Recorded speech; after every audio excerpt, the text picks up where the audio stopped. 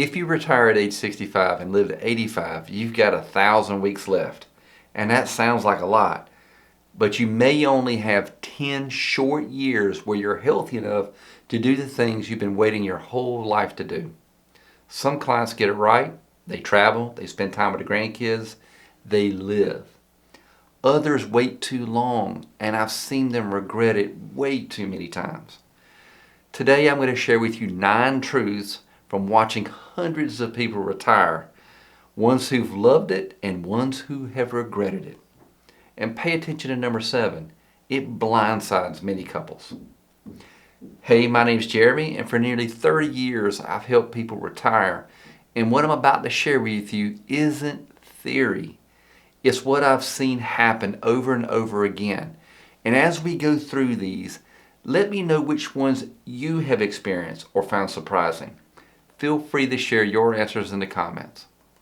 Truth number 1, your retirement has 3 stages, but only one is guaranteed.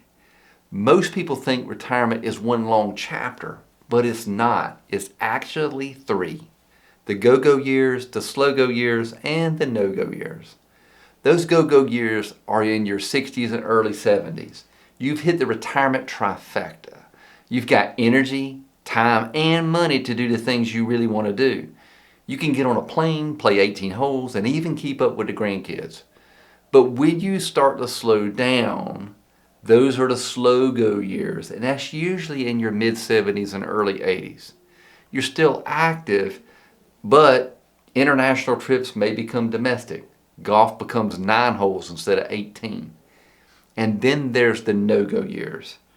That's when health dictates everything you do. And here's what most people get wrong. They think their 30-year retirement is all the same, but it isn't. You have a limited time to actually do things. I had a client, let's call him Frank. He retired at age 64 with more than enough money. His dream was to take his entire family to Africa. But then he got cancer. He fought it and even beat it. But he still waited. The cancer came back and Frank never made it to Africa.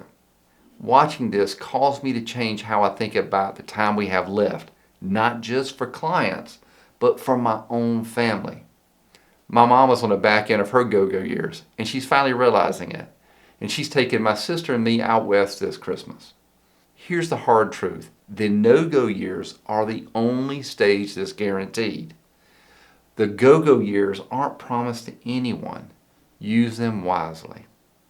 Truth 2, the biggest risk isn't running out of money. For 30 years I heard the same fear. Jeremy, what if I run out of money? But what I've seen destroy more retirements is running out of time while you still have plenty of money. I've seen too many widows with millions in the bank and nowhere to spend it. Spouse is gone, their health is declining, and the bucket list still has many things unchecked. They didn't run out of money. They ran out of life. The uncomfortable truth is this. Most retirees don't overspend. They actually underspend. Research shows retirees with $500,000 or more spend down about 12% of their assets over a 20-year period. Many have died with way more money than they started with. They won the financial game, but they actually lost in retirement. So for many people, the goal isn't to die with the most amount of money, it's to live a full life while you still can. And that understanding starts with what wealth really means. And that brings us to truth number 3. Money isn't wealth. Time is.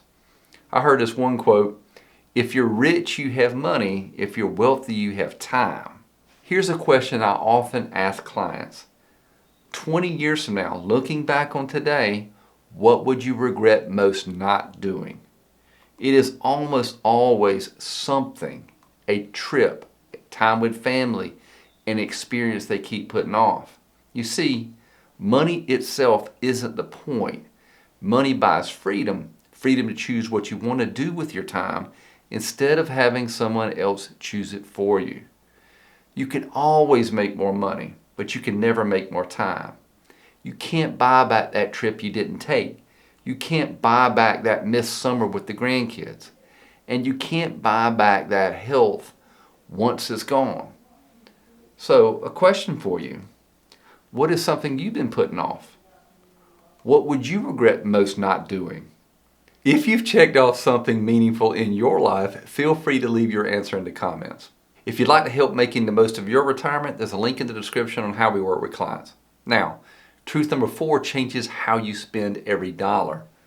And that is, your best memories won't come from things. Early in my career, I've watched clients buy boats, vacation homes, luxury cars. And then I've watched what happened 5 years later.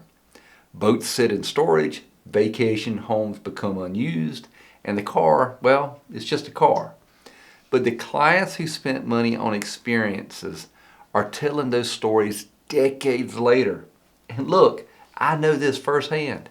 In 1985, my dad took me fishing in Alaska. That was 40 years ago, and I still talk about that trip at least once a month.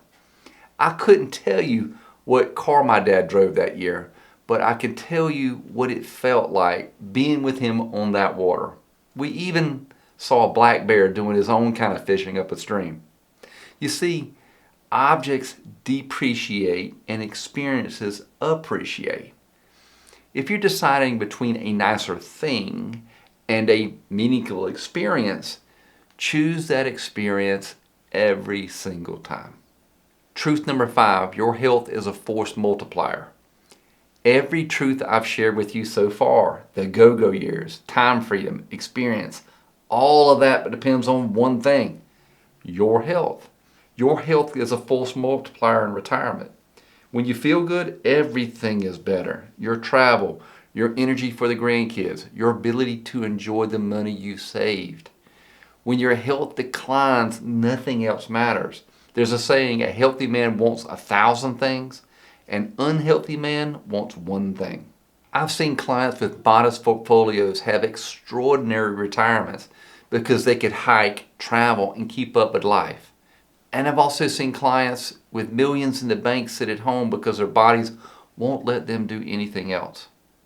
You see, you can recover from a bad investment, but you cannot always recover from health issues.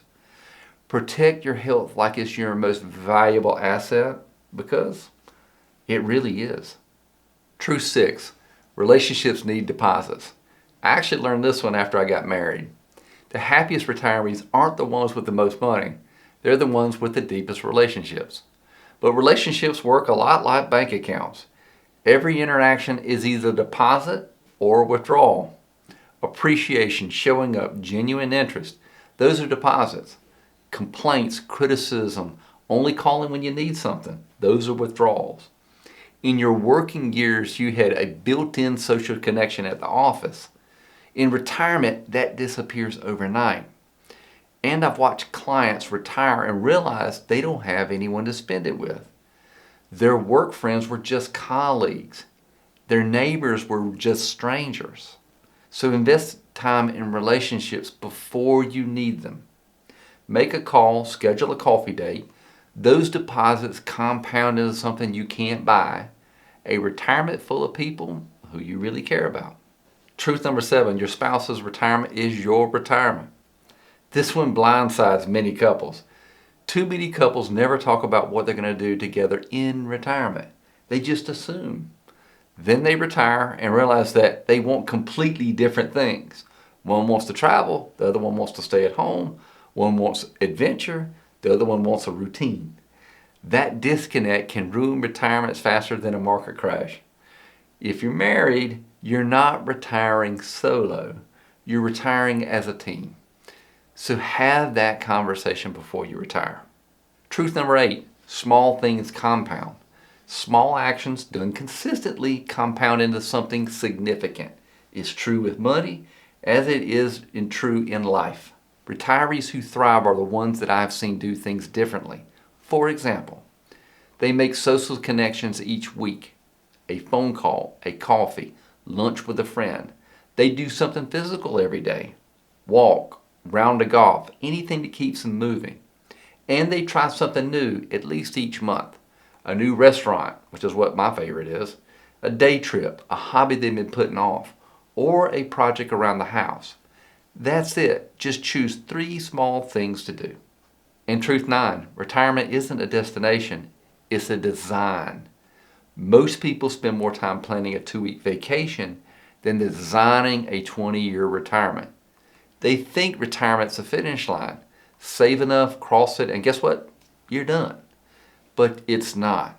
Retirement is a blank canvas, and if you don't intentionally design it, you can languish and waste precious time. I've seen clients retire with big plans, and 6 months later, they're watching TV for 8 hours a day and wondering why they're not happy. But here's what works. Have structure without rigidity. You don't need a 9-to-5 job, but you do need a rhythm. Morning routines, weekly activities, monthly adventures, purpose without pressure. This doesn't mean starting a nonprofit, although it could. It means having something that gets you out of bed, a project, a cause, time together with people who matter. Growth without the grind. Always keep learning. A new skill, new experiences, and new people. One client told me the first year of retirement felt like 5 years. The next 5 felt like 1. The difference was in year 1, everything was so new. And by year 5, he stopped trying so hard and judging himself so harshly. If you want help designing a retirement plan that lets you actually live, not just survive, I put together a free video on the Riverbend Bridge method. The link is in the description. I hope all is well with you and your family, and I'll see you in the next video.